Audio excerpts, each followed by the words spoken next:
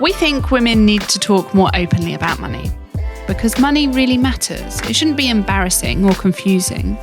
Join the conversation. We'll be discussing a whole range of topics which will help you get comfortable with your finances. Money Matters, brought to you by AJ Bell. Hello, Money Matters podcasters. I'm Danni Hewson, and Laura Suter and I will be laying out all the important bits you need to know about those big childcare promises in the latest UK budget. Hi there. Yeah, my ears really pricked up when I heard about the Chancellor's plans, which were, of course, leaked beforehand.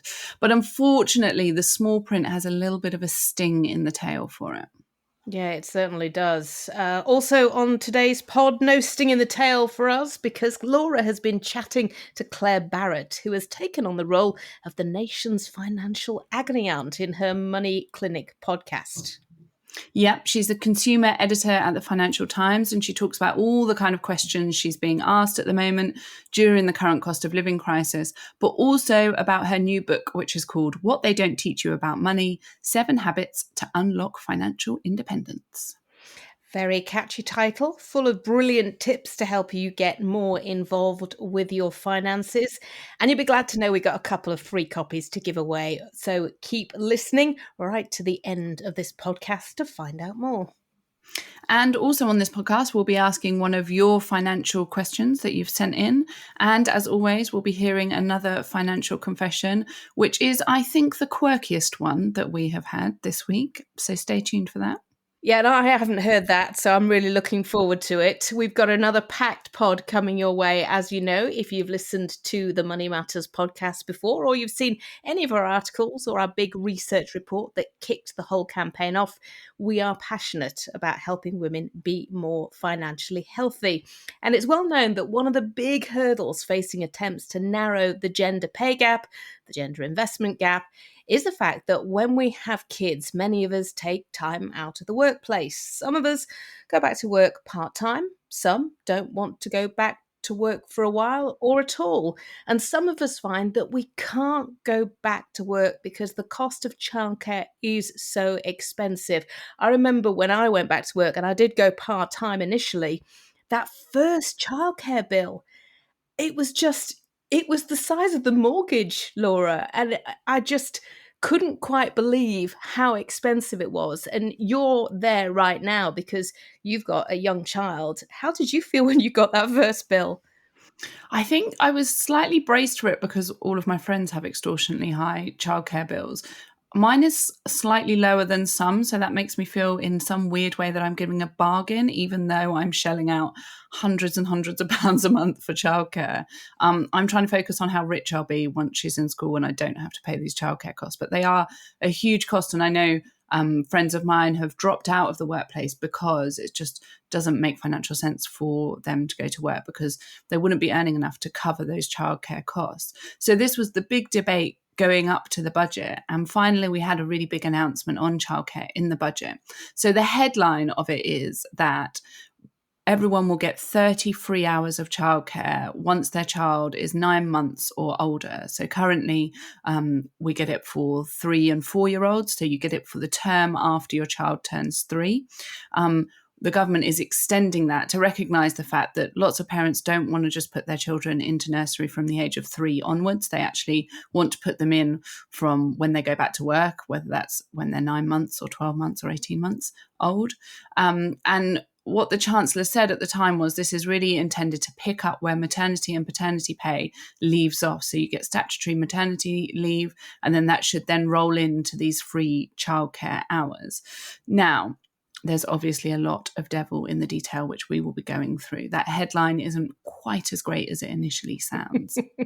No, and there have been loads of people kicking off about this, particularly, if they've got 9, 10-month-olds now, maybe they've got 2 kids. I had 2 kids under 2 that I was paying childcare for a number of years. And yeah, when they start school and the childcare bill comes down a bit, the relief that you get. But yes, the devil is in the detail, and this is the detail. So Unfortunately, it's not going to come in straight away. In fact, it's going to be September 2025 before all eligible under fives will get that 30 hours free. It's going to be staggered. So from April 2024, working parents of 2-year-olds will get 15 hours of free care. And then from September 2024, children of 9 months and older will get the 15 hours of free childcare.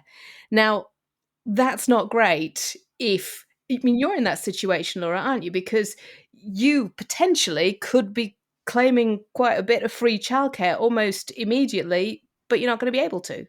No, so my daughter's 2.5 now. She'll become eligible for the free hours from January next year. So it means she'll be eligible for her 3-year-old hours before she'll be eligible for the new scheme. I think the frustration was that when this was leaked ahead of the budget, it made it seem like it was something that could come in immediately and help people out.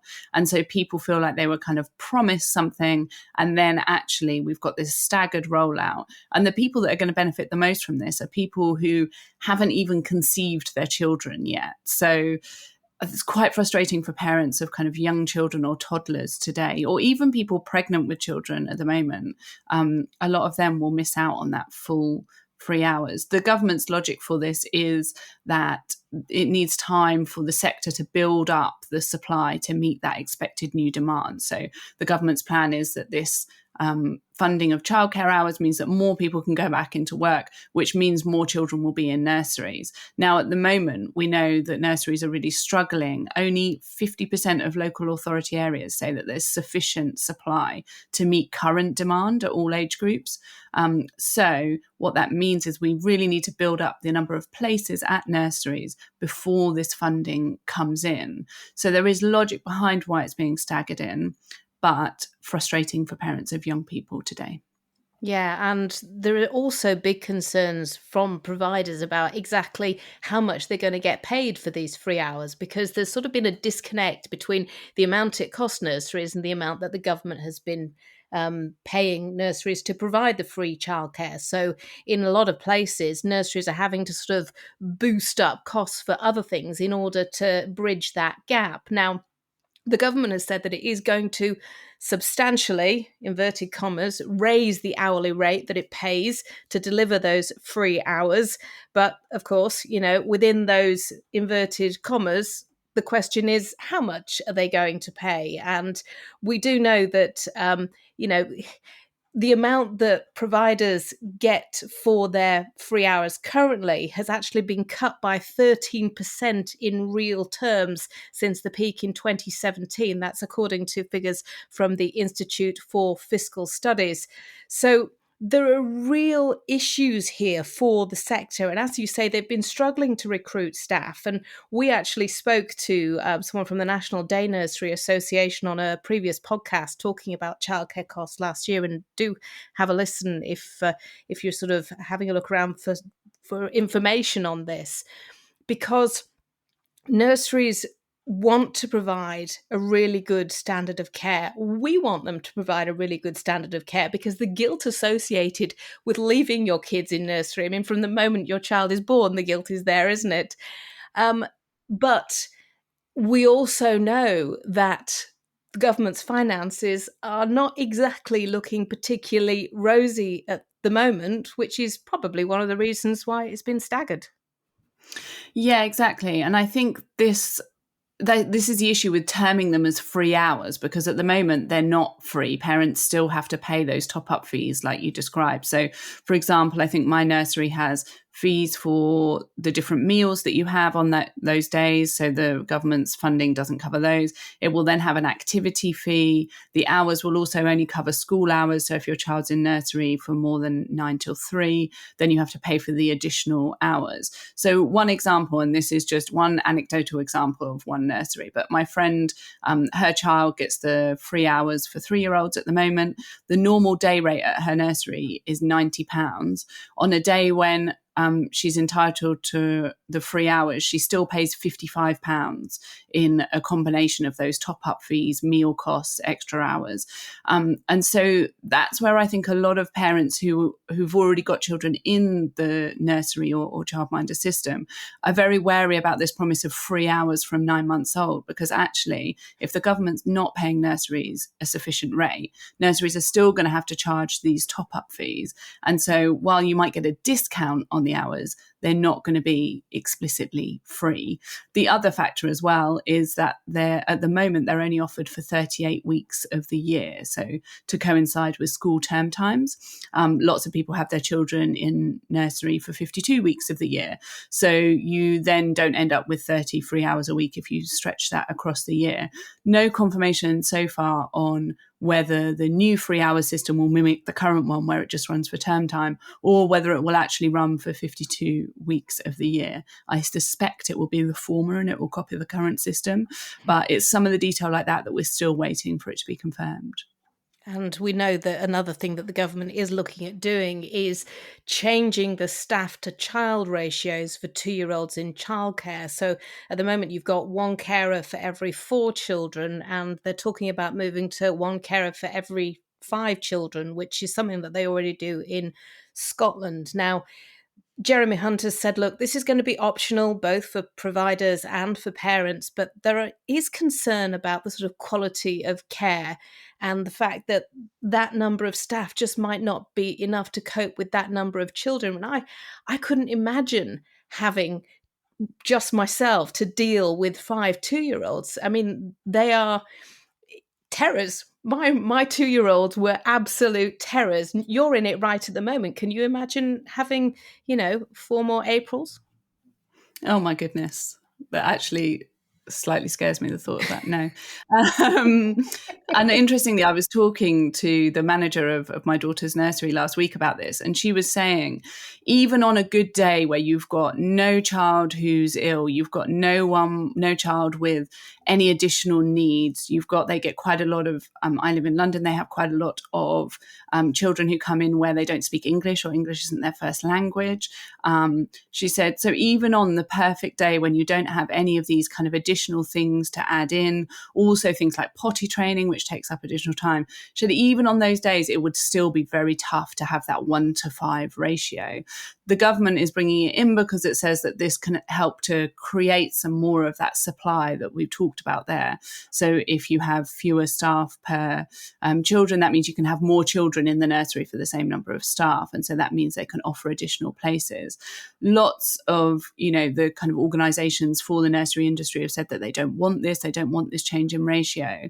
But obviously we'll have to see how many actually implement it and how effective it will be. The other side of this, of course, is the nursery workers themselves, who have been talking about how they are not very highly paid for the level of work they do and the hours they do. And this will just add further stress onto them. If they're then looking after 5 children, 5 2-year-olds rather than 4, it makes it a much more tiring and stressful job, doesn't it? Hats off to our childcare providers, I have to say, and hats off to our teachers as well, because my kids have been off school over the last week, and that has not been a great deal of fun. Obviously, it wasn't just childcare changes which came out in the budget. If you are interested, do take a listen to our sister podcast, Money and Markets. We've got full budget commentary on there. A new episode goes live usually every Thursday, so keep a look out for that. And one of the things in the budget, which was really quite eye-opening, was the warning that living standards are set to fall by 6% over the next 2 fiscal years. Now, that's slightly less than they were expected to fall, but it just still demonstrates how our finances are being impacted. So that's why our guest this week seems to be an inspired choice. Well done, Laura. Dubbed the nation's financial agony aunt for her Money Clinic podcast, where she tackles real life questions from listeners and explains the latest money trends. Claer Barrett is the consumer editor at the Financial Times, and she was brilliant when she joined us at our last Money Matters event a few weeks ago. On top of her day job, she's written a book called What They Don't Teach You About Money to help everyone get savvier with their money. She joins us to talk about her new book and why everyone should get more involved with their finances, which is obviously music to our ears. We do discuss childcare in this, and the interview was recorded before the most recent budget childcare announcements. Claire, welcome. So first up, tell us what it's like being a financial agony aunt. What kind of things do people ask you?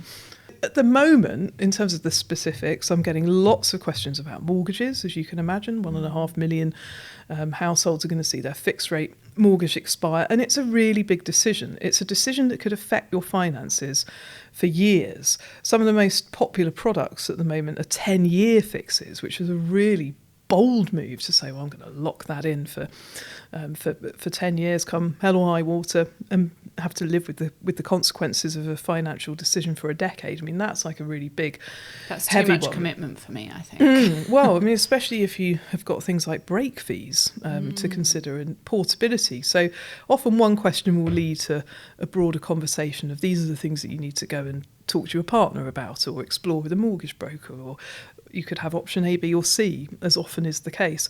I'm also getting lots of questions from people at the moment about savings. Now that interest rates are going up, people are thinking about savings in a way that, I mean, if they're young adults, that they've never thought before in their lives because they've grown up in an environment where interest rates have been bumping along the bottom. So not great news for people with mortgages, but for people who are saving up to buy a property, definitely lots of interest. So I would say at least 3 or 4 times a day somebody walks past my desk and says, what's the top rate on savings accounts at the moment? I feel like handing out a small card or something saying, here are today's prices.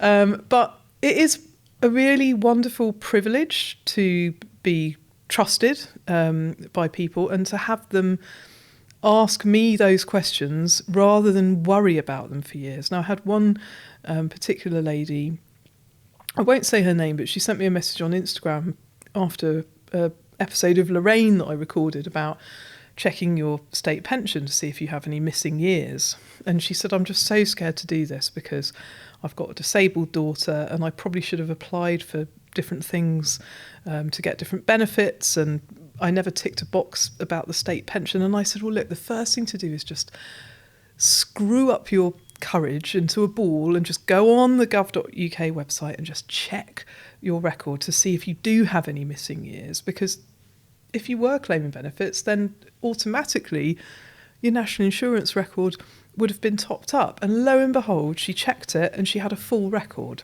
She was somebody approaching her 60s.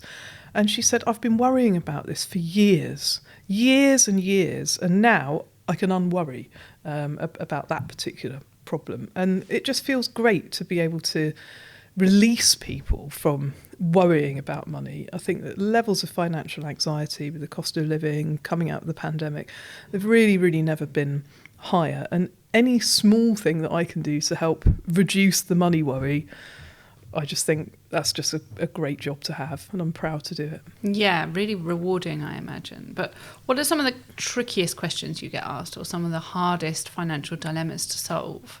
Well, there are some questions that I can't answer for people. I mean, obviously, what should I invest in to get a great return is the classic question. And, you do have to be very careful that you're not giving people personal recommendations or dispensing financial advice with a capital A, because, I'm not a qualified financial advisor. I am a journalist. But I think that when it comes to harder questions, with younger people in particular, it involves choice. If I'm going to do that, what am I not going to do? I mean, in our everyday lives, we're seeing this in our budgets at the moment. Like, do I sacrifice my morning coffee every day in order to be able to afford to go out for a meal in a restaurant once a month? Those kinds of trade-offs. But increasingly, with the bigger financial decisions, it is things like, do I continue to pay into my pension, or do I put everything on saving up for a property? And that is a really, really hard question to answer, because I think we'll come on later to financial mistakes, but I sacrificed pension myself in favour of property as a young person. But the difference for me then, and this is before quantitative easing kicked in, was that, well, this is before the financial crisis, was that I didn't have to sacrifice making pension payments for very long until I got my property deposit together. Whereas for somebody nowadays, it could take them 10, 15, maybe in London, 20 years if they haven't got any parental help. So that is a really tough one. And then the other big questions that I just don't have the answers for are for people who are on deficit budgets. There are millions and millions of people who no amount of thrifting down is going to solve the financial challenges they face, because the benefit system just isn't generous enough, the minimum wage isn't high enough, and increasingly it's single mothers, single parents. The high cost of childcare is just making work completely uneconomic. And so you've just written a new book. What sparked the idea to write that book? So the book is called What They Don't Teach You About Money.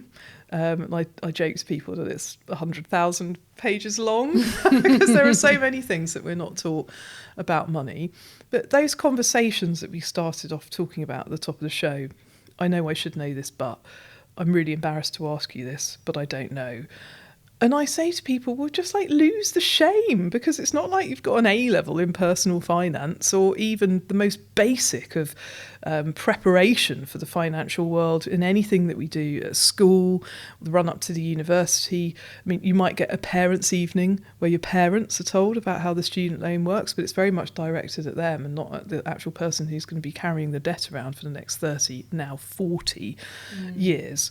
So I do believe that there should be a lot more financial education at every stage of life. School, university, the workplace, I think, is a massive opportunity for employers to, really win the respect and loyalty of their staff by teaching them more about money. And in the meantime, whilst we don't have that, I've come up with this book. Now, the original title I wanted to call it was A Money Book for People Who'd Never Buy a Money Book, because I hate money books. Disclaimer. I've never ever wanted to write one, because the simple reason being that I've never really wanted to read one. I think there's a lot of finger wag. There's a lot of perfect experts out there who've never put a foot wrong.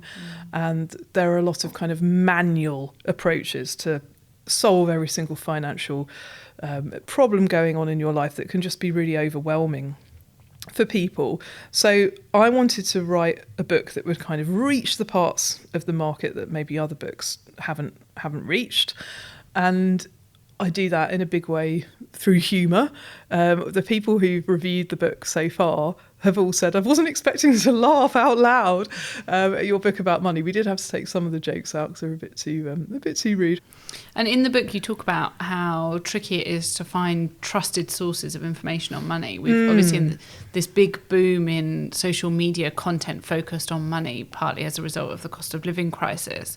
But how do people determine what's a trustworthy source when it comes to talking about their money and finances? Now there's so much content out there.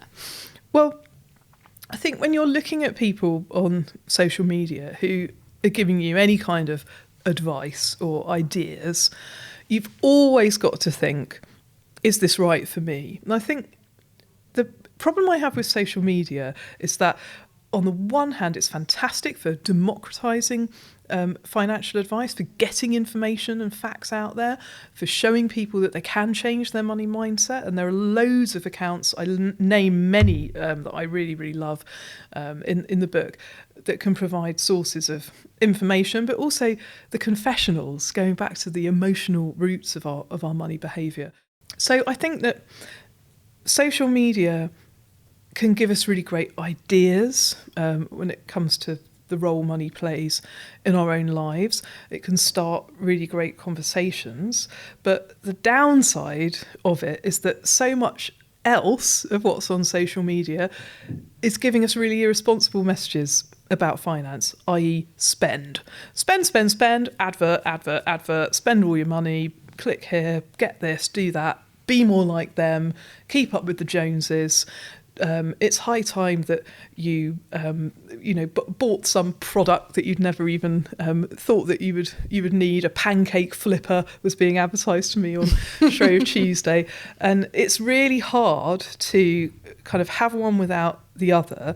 But also, sometimes I just have to switch off Instagram because there are so many experts on there who kind of never put a foot wrong and are really, really great with all of the things that they're doing with their finances. And even I feel sometimes like, oh, for God's sake, I'm going to have a bit of a splurge this weekend. I don't want to look at all of these people saying that I should never buy a takeaway coffee again, which is something I rail against in the book. I think if you want to buy a takeaway coffee, you're enjoying spending your money on that, you're getting value and enjoyment from it, then you understand what the impact is, then carry on doing it. But you can feel quite inadequate when you look at these things. And the debt-free community, which is a really, really big and important part of social media, that can also be intimidating for people who are looking to deal with problem debt and pay down debt, because it doesn't happen in a straight line. And neither does accumulating money and investing. Things go up, things go down. So if on a down day you can look at social media and you can find people who are saying, keep going, it's, don't let perfect be the enemy of the good, fantastic. But if you're looking at social media and you're thinking, I could never do this, that's just not realistic for me, so I'm not even going to bother trying, then we have a problem. And we haven't even talked about crypto yet. I mean, I'm really, really hoping that the crypto price stays where it is, because the amount of people on social media, very famous celebrities, who I don't know if we can name for legal reasons, but nevertheless, that was just so wrong on so many levels. Lots of desperate and gullible people buying into something that's allegedly an investment that was anything but. So that really is the dark side, that and the scams. If we could get rid of that, then I'd say 10 out of 10 to social media for fostering greater financial awareness and education. Wherever you play, you've got to be on your guard and take the good things from social media, but be wary. And in the book, you also talk about how maths wasn't your strong point at school, which I think would surprise a lot of people. I think most people think that to enter the Financial Times building, you need some sort of master's in maths and further maths. So how did you go from not really loving maths to having a career in finance?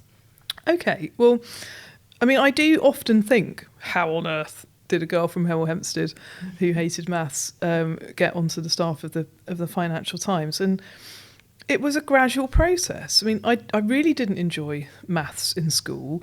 The bits that I really didn't enjoy were things like loci, trigonometry, blooming Pythagoras, because I just couldn't see the point of it. And still can't, probably. No. When am I ever going to have a triangle measuring emergency in my life? I haven't had one yet. I did get really excited a few years ago where I thought that I might need to use Pythagoras to work out an area of carpet. It's a bit in my flat, but in the end, you just get the carpet guys round and they do it all for you. So that used to frustrate me. And I was never the quickest. And there's always a thing in maths. It's binary, it's either the right answer or the wrong answer. But there's always someone who gets their hand up first and shouts out the answer. And that was never me. And you know what? It's never going to be me. I'm not the fastest. But I am at peace with that now.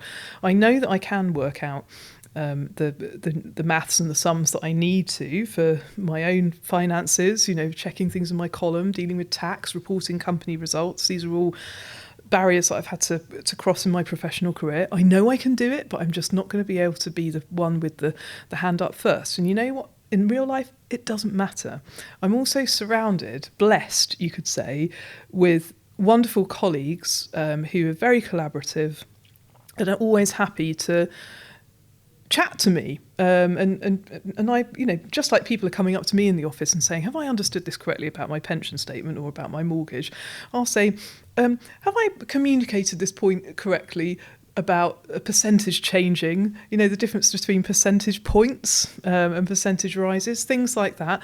And a lot of the time, even with the money questions, people know the answer, but they just want somebody to say yes, have the confirmation that that is the right answer. But my first job that I started when I was still at school, it was my Saturday job, so I was like 15, 16, was selling guitars. And I had to get really good at doing maths in my head, because you had to be able to work out what was the cheapest price. You could quote a customer for a guitar. You could have a calculator underneath the counter, but you had to be able to work out what the impact of VAT was. And at that time it was 17.5%, so a bit harder than working out 20%. And you had to work out whether it would be a good deal overall for the shop. Is there going to be a decent profit margin on this, and what's the sort of bite point between the customer saying yes and us making a decent return? So maths in action within the workplace really turned me on to the idea of numbers, and I wanted to be the best salesperson, and I wanted to sell lots of guitars at a good price and make a profit. So I would apply that back to the way that we teach maths in schools and say, what can we learn from the kind of maths and numeracy that we need in the workplace, the real life maths, the money maths, if you like? How can we inject that in to the current curriculum? There are lots of ways that could happen. There's this new T level, which is being debated. That's much more practical maths qualification. It's not offered in all schools. There are lots of ways that I think we could start introducing this kind of maths within GCSE for younger children. The Prime Minister, of course, wants to extend maths tuition to every child up to the age of 18. And lots of people were very fearful of that. I suspect for largely the same reasons that I was fearful of maths myself. But it really is worth getting to grips with numbers. It can make a huge difference to your career prospects. In the case of me, the person not good at maths who ends up at the FT, it's all an issue of confidence. It was in my head, I busted that, and now look at me go. And when people come up to you and ask you questions, whether that's kind of swinging by your desk and asking you a question, or people in the street, or on the various programmes you appear on, do you notice a big difference between the questions men tend to ask and the questions women tend to ask? Is there a difference in the kind of money worries and queries between the genders? That is a very good question, Laura. I have to think about this. I think for men, it's harder for them to admit that they need help. And when they are helped, if I say something that unlocks knowledge for them or points them towards an article they can read or a website that they can look at, they are ridiculously grateful and never forget it. But I would say men or women, normally the kind of worries are the same. And I think if you're a single person, the worries are massively amplified because you've only got one income coming in. I know lots of people who live on their own and are frankly terrified at the prospect of all of these bills going up, and their social lives have just hugely shrunk because that's the only kind of fat in their budget, as it were. So that's a big difference. And then the other one is parents. Like anyone who's got young children is being crippled by the rising cost of childcare. That is a huge issue for parents, but it's especially an issue for women. So I get lots and lots of questions from women about that. And a lot of it is down to awareness, all of the different benefits and credits and tax-free childcare accounts. Lots of people don't know about that. If you don't know what a tax-free childcare account is, Google it. They've actually started advertising, I heard yesterday on the radio, to try and raise awareness of things like that, of different childcare support that the government's putting on offer. So good. Hopefully that will help. Good. I really hope so. And so I guess finally, how do you find it being a woman in what's quite a male-dominated sector? Finance is quite male-dominated. Journalism is quite male-dominated. You're in a bit of a crossover between the two there. How have you found that through your career? I mean, honestly, I've never found it a problem. I think nowadays it can even be an advantage. It's controversial to say it, but I think that, especially when it comes to broadcast media, people are very conscious of the kind of representation they're giving about finance. Do they want people who are sitting watching at home to think that it's something that only fairly wealthy looking affluent men can do? Or do they want to see younger people? Well, I can't really pretend to be all that young anymore, but I have been doing this for a long time. Do they want to see women? Do they want to see people of colour? Absolutely.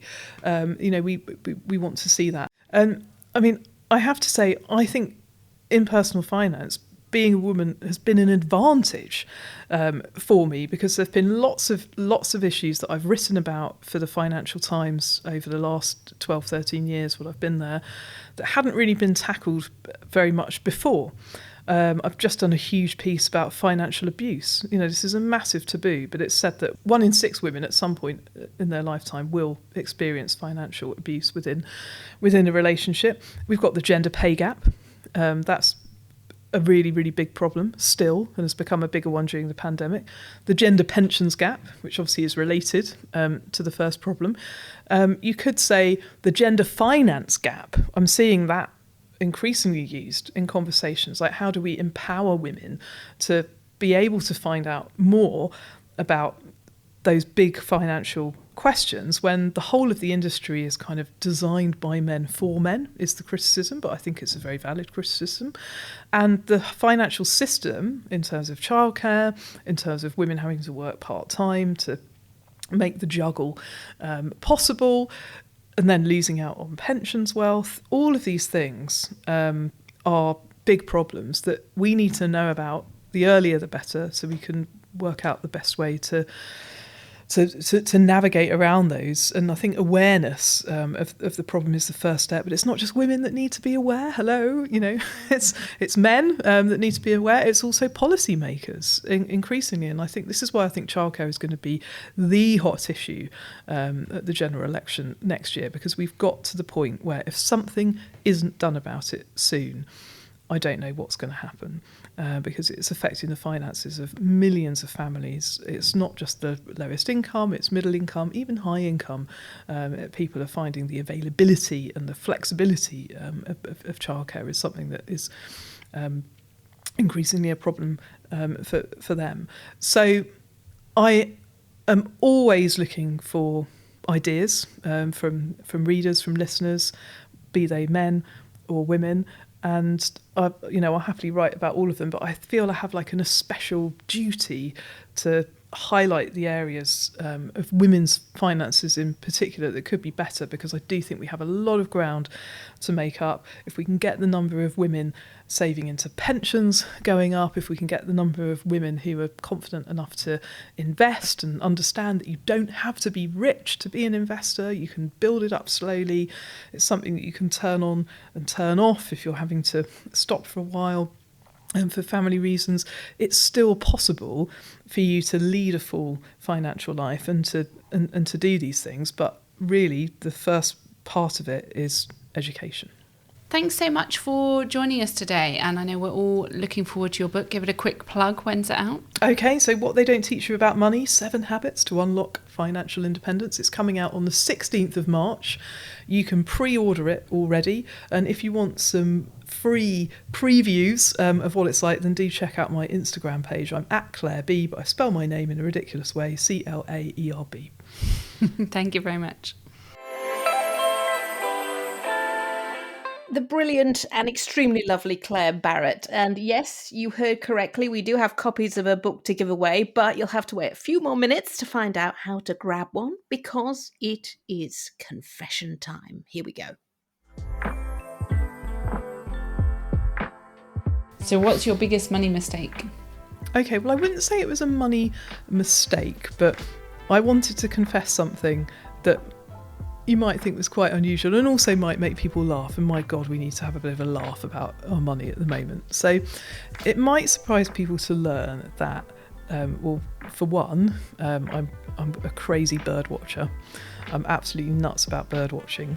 And number two, my obsession with bird watching has extended into collecting Emma Bridgewater birds mugs. Now, I currently have, I think, 102 Emma Bridgewater birds mugs. So they're very beautiful. If you follow me on my Instagram page, you will see pictures of them all the time, because I select a different one every day based on what kind of persona of bird I'm feeling like. So if I'm doing a lot of broadcast, I might pick parakeet for squawking. If I'm up late at night writing an article, then I could go for barn owl, or perhaps snowy owl, or perhaps little owl, because indeed I have all of the owls. I've got 2 tawny owl ones as well. And I mention this because it's kind of like, it's a silly thing. I've been collecting them for 20 years nearly, they cost about £20 when they come out, but they do develop a collector's value. And I have spent more than £100 each on some of them, the really, really rare ones that they made for the American market, featuring American birds. But the reason I mention it is because I think everyone in their budget, in their life, needs to have a little piece reserved for fun, reserved for you. Now, bird mugs, I appreciate. It's a bit of a specialist niche. It might be gaming. It might be, tattoos. They're expensive. I don't have any, by the way. It could be jewellery. It could be all manner of things. But this is money that we've worked really hard to earn, and I don't think there's anything wrong in giving yourself a little treat from time to time again, providing you get. When you do spend money, you get value and enjoyment out of it when you do. And for this reason, I'm not the kind of expert that would say you've got to impose a ban on ever buying yourself coffee or avocado toast, if that's indeed in the shops anymore with all of the vegetable shortages. I think if you want to buy something for yourself, put it in your budget, then that's great. There's always something else that you can find, another area where you can save money to make up for it. And so for me, even though I have 102 Emma Bridgewater bird mugs will remain in my budget, and whenever the Christmas catalogue comes out, because you get 2 new ones every year, I will always rush to see what they are, and if the press office have listened to any of my suggestions about the birds that I would wish them to feature. But not much luck so far. I love that confession. I think it's the most unique one that we've had. But I also think it taps into a really key thing, which is when we're talking about kind of budgeting and being sensible with your money, you should still allow yourself to have those little luxuries, those little things that bring you joy, even if it doesn't wholly make financial sense to buy them. I have shoes in boxes that I bought when I could wear high heels, and I keep looking at them and taking them out the box and stroking them lovingly, and I never put them on my feet. But then I also think if I sold them, I'm not sure that I would want myself to buy secondhand shoes, and I don't think other people should have to put my shoes on their feet. So there we are. We are giving 5 copies of Claire's book, What They Don't Teach You About Money. So if you are interested, and it's a great book, all you have to do is subscribe to the Money Matters mailing list by 11:59 p.m. on Monday, the 3rd of April, 2023. To do this, you can visit our website, ajbell.co.uk/Money Matters, or go to our Instagram page at ajbellmoneymatters and click the link in our bio. 5 lucky winners will be chosen at random and contacted via email by 5 p.m. on Wednesday, the 5th of April. For full terms and conditions, do have a look at our website, and good luck.